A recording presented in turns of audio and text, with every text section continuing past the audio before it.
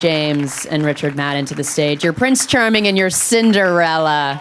Welcome them. Thanks, you guys, for coming and hanging out. Thank you for having us. You know, I had the chance to see this film earlier this week. I went to a press screening. But I also had the chance to see it with a woman who brought her daughter, who every time, Lily, you came on stage, she said, Cinderella. Cinderella. Like, have That's a relief. Right? No, it is. But it was so sweet and endearing. And have you just been sort of carrying that weight thinking, girls now look up to me. They think I am Cinderella.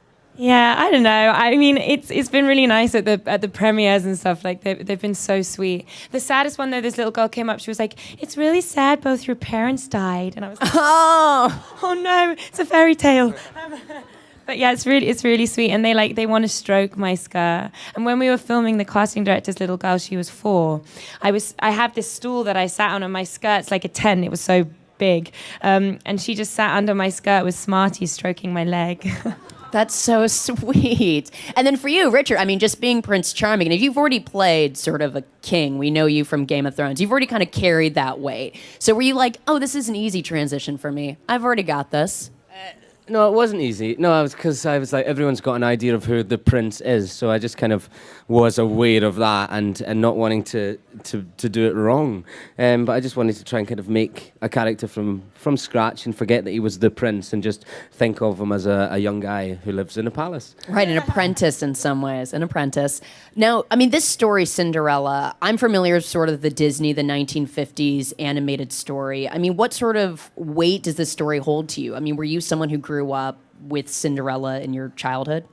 Yeah, I loved all the fairy tales. Sorry, I'm just going to apologize for the fact that I sound like a man. I'm slightly losing my voice. Manderella. Yeah. I think Beauty and the Beast was my favorite. I loved the music. I used to love to sing. So that, and I loved Little Mermaid, and I think they're great. I think that, you know, especially as the princesses have changed over time, they're kind of the girls that want more, and they're free spirits, and they want to break the rules, and I think they've become really strong characters over the course of Disney, you know, since Cinderella, where she's slightly more passive in the animation.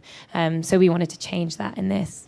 Was it, I don't want to say a struggle, but was it different getting into sort of the accent to be in Cinderella? Because there is like a light change in your voice. Well, it sounds like it now because I talk much higher. Is that it? I sound like Prince Charming right now. No, there's sort of like a different cadence, really, in your speaking. I did watch it and was like, oh my God, I'm talking much higher and softer, and I just wanted to try and be as sort of light and graceful and, you know, kind of possess that quality that I think princesses have. You know, we're going to watch a clip. We have a clip of when your two characters first meet. And I think we should play it, and then I have some questions for you. So let's watch this clip. A moment from Cinderella, out in theaters on Friday. I have Lily James and Richard Madden joining me right here on stage. Now, when I saw this clip, and I thought, all right, this is a big shift in the movie. Right now, we have our moment when you two meet. But getting to talk to you, what I was really thinking about was, you have to act on horses. Like, how difficult is it to work with animals on a project? Well, we practiced a lot. Lily couldn't actually ride at all before we started shooting this, and she's riding bareback with no stirrups or anything, so she really does an incredible job. Thank you. But yeah, it's quite a lot of work when you have to try and, you know, you're trying to control these beasts and do what we need to in the scene. But that was part of what Kenneth Branagh wanted to happen, was this kind of metaphor for these two people meeting and trying to control this feeling, something else that's going on they're trying to contain while connecting with each other. Kind of metaphor for their feelings all coming through and not really the unpredictability of it. I mean, there's undeniable sort of chemistry between you two in the character, in the movie. How early on do you get to do like a meeting shot for a movie? Because that is a really big sort of shift for the movie. Do you do it early on? That was our first day of filming. Really? First day of filming? Yeah. Ken wanted to sort of capture the energy of two young people meeting for the first time on camera. So we'd only met twice, briefly, before we shot that scene. And we didn't have a screen test together or anything. You didn't even have a screen test yet. So this is like raw, natural energy that we're seeing on screen. Yeah. I mean, I was so excited when I found out that it was Richard. Ken emailed me and said, we've cast your Prince Charming and it's Richard Madden, and I was thrilled. She thought I was someone else. But tell me, so what is that day like? Because you would think you'd have to sort of choreograph that scene. So it was already set up. What did sort of Kenneth give you as direction for your... Because it's important. Prince Charming and Cinderella need to basically fall in love in this moment. Well, that's what we tried to Spoiler not think alert. about. We tried to not think about them falling in love at that moment, actually, because I think if we thought about that, it would have affected how we played the scene. But luckily, we had so much else going on. You know, Cinderella's horse is out of control, and I'm trying to calm that down. So before we've realised that we've settled and are speaking to each other, it's happened. So we've not tried to think about it. You know, we're kind of the adrenaline of being on the horses and trying to control them and working out who each other are. That kind of gets in the way. So before we know it, we're kind of really close to each other talking, and it's very intimate all of a sudden. And Richard genuinely saved me because, as he said, I'd only just learned to ride. So when my horse was going and he stopped it, he really stopped it. And I was like, oh, no, I'm fine. I'm totally in control, because everyone's panicking that I'm going to break my leg on the first day. And Richard, like, genuinely saved me. And the terrified camera crew that we're going to take them out with 2 horses at full speed. We were pretty reckless, to be fair. I mean, yeah, we should mention for people in case you didn't see in that scene. I mean, you are bareback and you're using the horse's mane as your reins. Like, it is full on wild cantering. Full on. That's so insane. So, like, how close up are the cameras? Like, do you feel that atmosphere when you're on set, like, that they're right up on you for those kind of close-ups? On the close-ups, but on the wides and stuff, it really felt... It did feel quite raw, and it wasn't particularly structured because we were on horses, so we just had to go with it, really. Yeah, what do you think? Yeah, and it's well, I think we get on really well as actors, and actually when you start doing a scene like that, it kind of everything else you forget about, and you are just trying to control the horses, and there's a bit of you that's trying to... Did you say horses? The horses. The horses. Not horses. I'm not 7 years old. The horses. It's my accent. This is it. I'm in New York. No one understands my accent. And you're trying to hit marks on the ground as well. So there's so much else going on that you kind of just try and focus on each other and forget the rest of it. So that's like day one. And from what I'm reading, the production was like 8 months. Is that right? It felt like a long show. It wasn't that long for you guys? Like 4 months. 4 and a bit months. All right, that's still long. Yeah. I mean, it's longer than from probably, especially for you, Lily. I mean, other than the early scenes, it feels like you're in 80% of every Yeah. shot. Like, that's like a heavy schedule to keep. Did it feel that heavy when you were shooting? Yeah. I was in a lot, and we also had night shoots. So, you know, you shoot from 7 in the evening till 6 in the morning, and we were outside, and it's England, so it's freezing all the time. And we were, you know, so it was a really grueling schedule. Yeah. And you like sort of felt it. And it was also done sort of in a real castle. So like those scenes that we see of the ballrooms and stuff, was that actually shot in a castle? No, we shot that on the 007 stage in Pinewood where they shot James Bond. Lies. So it looks like a castle. It was It's like well done. amazing sets they built. They built these full ballroom scenes, these huge sets, which made you feel like you're actually in a palace. And they had 2,000 lit candles during the ballroom scene and 600 dancers and supporting artists. So you kind of felt like you were in the middle of it. And actually, you know, in relation to talking about the cameras being there, you know, sometimes you feel them, but other times when Cinderella appears in the ball at the top of the stairs, Ken would let the cameras roll. So she'd come down the stairs, we'd go into the first dance together, we'd talk, we'd go into the next bit of the dance, and then we'd leave. It was almost like theatre some days.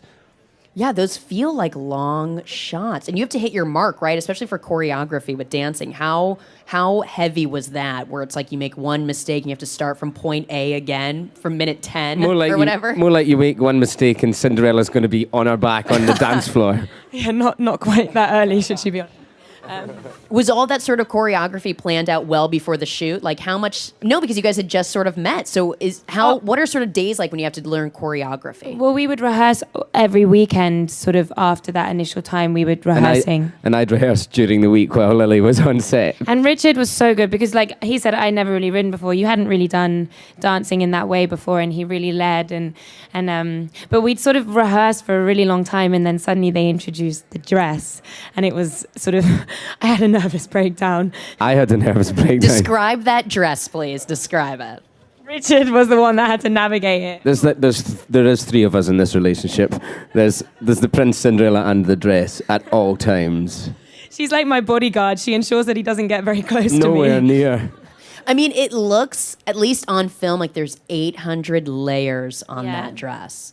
I mean, how heavy was it? Did it feel like the weight of it when you were dancing even? Yeah, it was heavy, but it was Sandy Powell, the designer. She's a genius. I mean, I felt transformed when I put that dress on. So the heaviness and all that kind of disappeared in the fact that I gasped because it was such a beautiful gown. I mean, it was like, I think there was 400 miles of thread in the dress. Wow. And there was eight layers of like gossamer thin silk, and it was all slightly different colors of purple. So the color of the dress isn't CGI'd. It was what Sandy did. She made how the light hit it. It looked different in different lightings, and yeah. I'm gonna assume you weren't actually wearing glass slippers. Can Well I? assumed. Yeah, okay. Because what would you sort of see when you were shooting? Because we saw in the trailer, absolutely beautiful, stunning shoe. But what were you wearing, like Reeboks? No, that would be cool. I did wear trainers when I was running sometimes, but I had little like pretty like silver slippers, but with green spots on them, so that they can CGI the sparkle. Because it was Swarovski crystal, so you just couldn't. It would have broken, and it was an amazing shoe, wasn't it? I want to, before we sort of get to our Q&A portion, I do want to play one more clip if we can. When Cinderella first gets her name and we get to see Cate Blanchett as your evil stepmother. Let's take a quick look, and I want to talk to you about Cate Blanchett. So good. She gives me shivers. I mean, Cate Blanchett's so amazing in that movie. But I imagine everyone's sort of like palling around at craft services, and then she's got to walk on set and just turn it on. Is that sort of your experience with Cate Blanchett? Yeah, I'm so glad she wasn't Method. I wouldn't have been able to deal with it. Cate Blanchett being mean, no. She was, because she's so cool and kind and just wonderful. And then the scenes, you know, but you know, her character was so layered. It was so deep. You could see where the cruelty was coming from, and it almost made it more evil and very psychological. And I think it adds a depth to the fairy tale, which, you know, doesn't exist before. And it's because she's such an amazing actress. Richard, you had mentioned the director, Kenneth, earlier. I mean, what sort of tone did he set for the sort of just shooting in general? I mean, it was a really fun set to be on, but also there's something special about Kenneth. This could be Macbeth or Cinderella, and he'd put the same amount of detail and work into it. So you felt that, you know, he would give me and Lily books on a daily or weekly basis of, have a look at this or read this book, things that you wouldn't expect. You know, I'd get Machiavelli's The Prince or something, and he'd say, I think the Prince would be reading that just now. And although you're not going to read that on screen from performance, it's just an extra bit of something that goes into how much thought he puts into it. So it was a really good working environment. But when you're on set with people like Kate and Derek Jacobi and Stellan Skarsgård, you need to kind of really be on your A game and come prepared, and Ken really encourages that, and that's kind of inspiring to be around. Yeah, and the movie is absolutely beautiful. The cinematography is incredible. Does it seem strange when you sort of have that day-to-day, right? You're on set, you see it as how you see it, and then you actually see the final project. Is it sort of how you imagined, or is it kind of mind-blowing when you see the final project?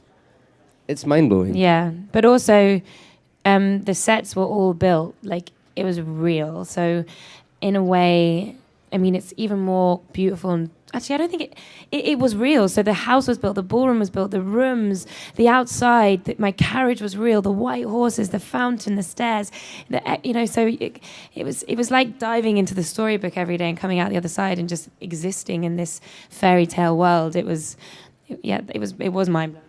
It was mind-blowing. And so now that you sort of have these kind of projects, right? Like, what was either coming across script-wise? Like, what was it that made you think, I really want to do Cinderella? What was it in this script that stood out to you that you thought, I'm going after this project?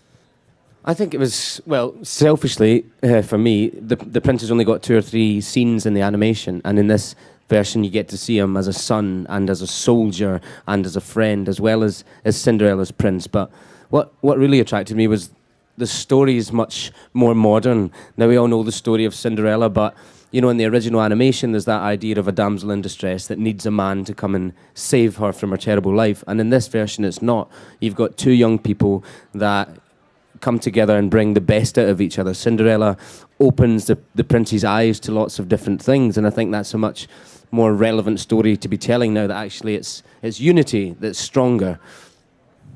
Richard Madden and Lily James are here, and we're going to get to the Q&A portion of our little moderated chat. Cinderella, the film, is out on Friday, and I believe we're going to kick it to the audience. Hi there. Hi. Was there a film you saw growing up that defined what movie magic meant to you? And how did your experience making this movie complement that? I think I don't know if this is right, but I think the first movie I saw at the cinema was Titanic. Even though I think I was 11, I think I was way too young to go, but I think my mum snuck me in. And that for me was movie magic. I mean, unbelievable. And I also love Kate Winslet. So, yeah. And then doing this film. Yeah, this exceeded every expectation for me. Like, as a girl, to play a princess, to do it with these kind of actors, and I guess, like in Titanic, there was so much happening around us on the sets that, you know, that you just had to respond, you know, like a sinking ship or a pumpkin turning into a garage. I don't really know. It's a good question. I mean, I don't know. I loved Jurassic Park growing up. It was always like the best movie to me. I suppose I've got an attraction to these films that are like fantastical but could be real. Really? Well, you know what I mean? When you're 12 years old, you're like, but they could like recreate dinosaurs. This could happen. And I suppose and then this film is magic come to life as well. So if this is for you both, if you were to host your own ball and be able to invite whoever you'd wanted, fictional or non-fictional, who would you invite? Oh my gosh, that's a good question. I'd invite you. Thanks. I'd invite you. You guys have the dance down too, so you can like We lead just it. do the dance on repeat. No, I wouldn't do that dance. I don't ever want to do that dance again. I don't know. I mean, to be honest, if I could just have a ball right now, I'd do it with just all my friends for sure. Yeah.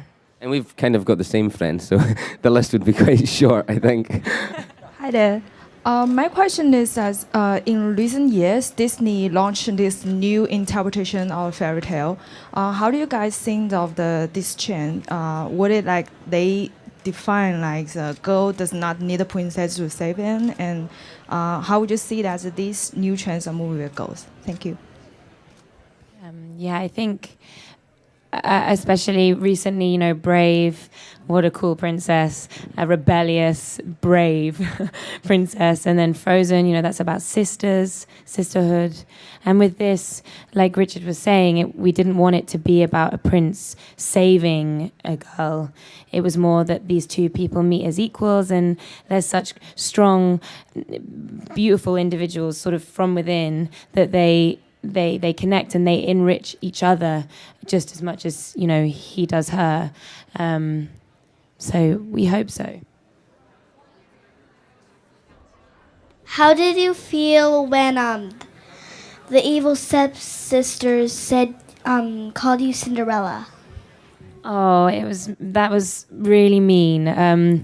But very hurtful when someone bullies you in that way and gangs up on you, and it was 3 against 1, and you know, and she's just trying her best, and they turn her lovely name Ella into something spiteful. And you know what, after that scene, she gets really upset, and that's when she rides off and she meets Prince Charming. So, you know, maybe sometimes when things like that happen, it will lead to something wonderful. Cool.